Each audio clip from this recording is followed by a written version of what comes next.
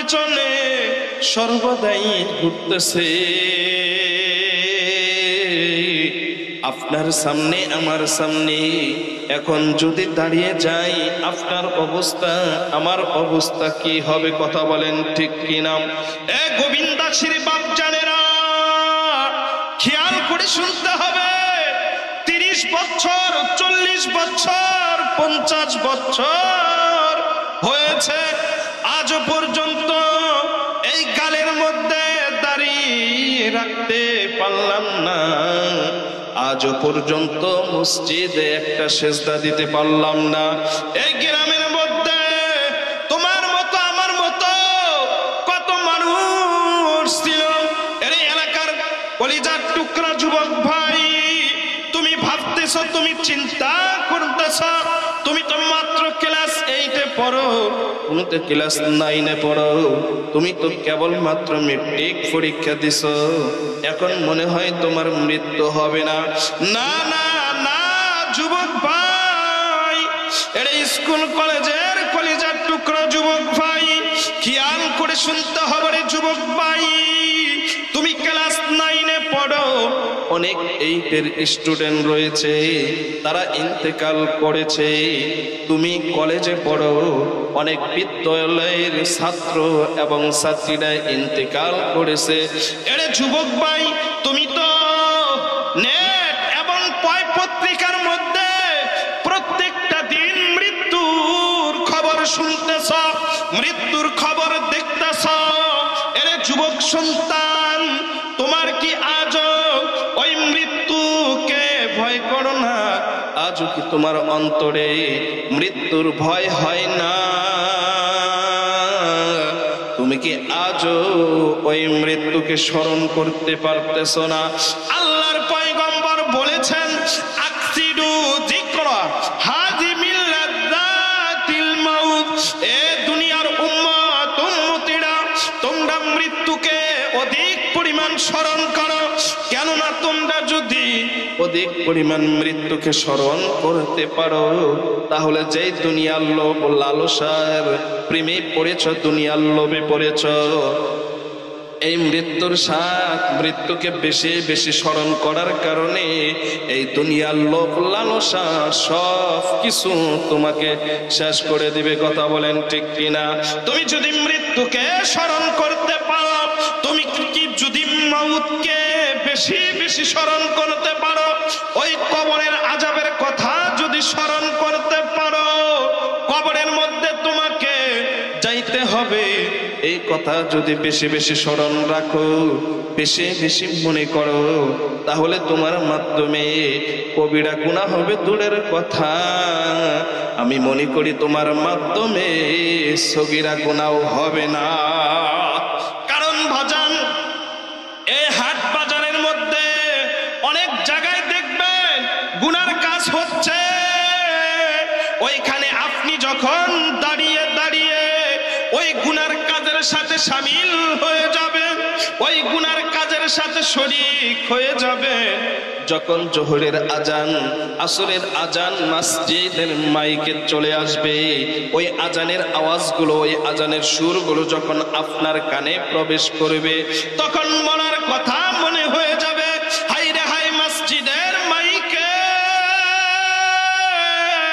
ওই মসজিদের মাইক থেকে আজানের সুর ভেসে আসতেছে, আজানের সুর আমার কানের মধ্যে প্রবেশ করেছে। এখন যদি আমি এই মসজিদে নামাজ পড়ার জন্য না যাই, তাহলে আমার তো অনেক বড় গুনাহ হবে। আর এই গুনাহ অবস্থায় যদি আমি মৃত্যু বরণ করি, তাহলে এই গুনার জন্য তো আমার কবরের মধ্যে শাস্তি হবে, এই গুনার জন্য তো আমার কবরের মধ্যে আযাব হবে। এ কলিজার টুকরা যুবক ভাই,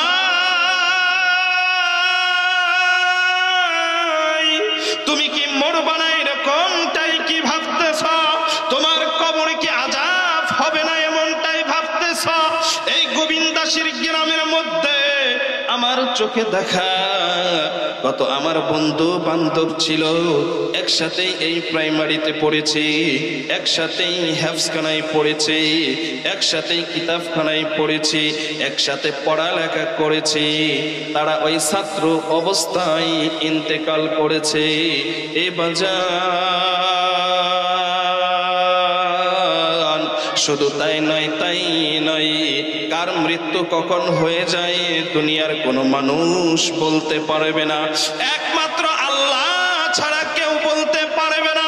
এ দেখেন না প্রত্যেকটা দিন যুবক সন্তানগুলো, যুবক ভাইয়েরা প্রত্যেকটা দিন কম বেশি রাস্তার মধ্যে গাড়ি মুখোমুখি হয়ে ইন্তেকাল করতেছে অ্যাক্সিডেন্টের মাধ্যমে। কত মানুষগুলো দুর্ঘটনার মাধ্যমে কবরের মধ্যে চলে যাচ্ছে। শুধু তাই নয়, এরকম ভাবে বাইকের সাথে বাড়ি খেয়ে, বড় গাড়ির সাথে বাড়ি খেয়ে এরকম ভাবে ইন্তেকাল করে। তার মাথার মগজ থাকে এক পাশে আর শরীর থাকে আরেক পাশে, শরীরের হাত থাকে এক পাশে, শরীরের পা থাকে আরেক পাশে। এরে যুবক ভাই সাবধান, আর তুমি যদি এই গুনাহ অবস্থায় ইন্তেকাল করো, তোমার জন্য কিন্তু ওই কবরের আগুন দাও করে জ্বলতেছে।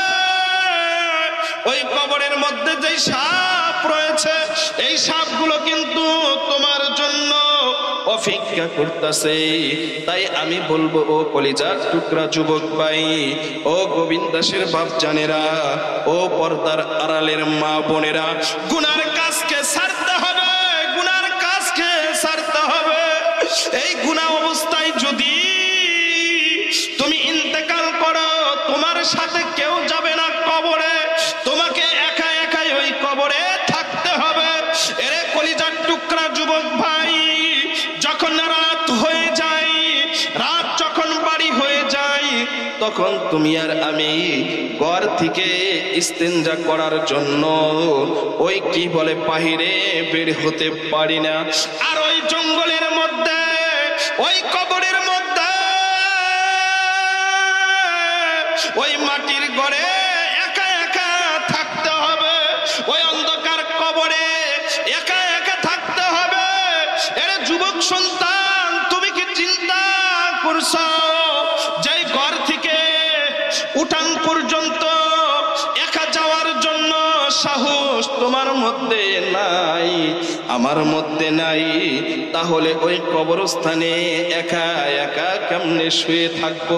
আরে যুবক ভাই, তুমি যখন এই দুনিয়ার মুসিবতের মধ্যে পড়ে যাও, দুনিয়ার কোন বিপদের মধ্যে পড়ে যাও, যখন তোমার আত্মীয় স্বজনের কানে খবর পৌঁছে যায়, আমার ছেলে, আমার ভাই গোবিন্দাসী বাজারের মধ্যে বিপদে পড়েছে, বফুরে গিয়ে বিপদে পড়েছে, আত্মীয় স্বজন ভাই বেড়াদার যারা আছে তারা কিন্তু দৌড়াইয়া যায়। কথা বলেন ঠিক কিনা?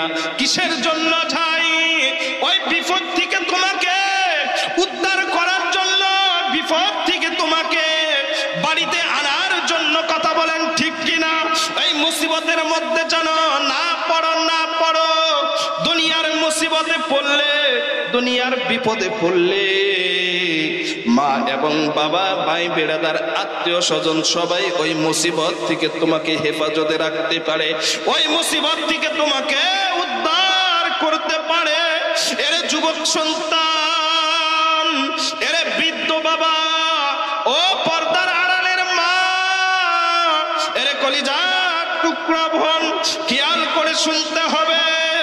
দুনিয়ার মুসিবতে পড়লে সেইখান থেকে আত্মীয় স্বজন তোমাকে উদ্ধার করে আনতে পারে, কিন্তু তোমার জন্য, আমার জন্য যেই কবরে বিপদ তোমার জন্য, আমার জন্য অপেক্ষা করতেছে, ওই কবরের আযাব অপেক্ষা করতেছে, ওই কবরের মধ্যে সাপ অপেক্ষা করতেছে, ওই কবরের মধ্যে বিচ্ছুগুলো অপেক্ষা করতেছে।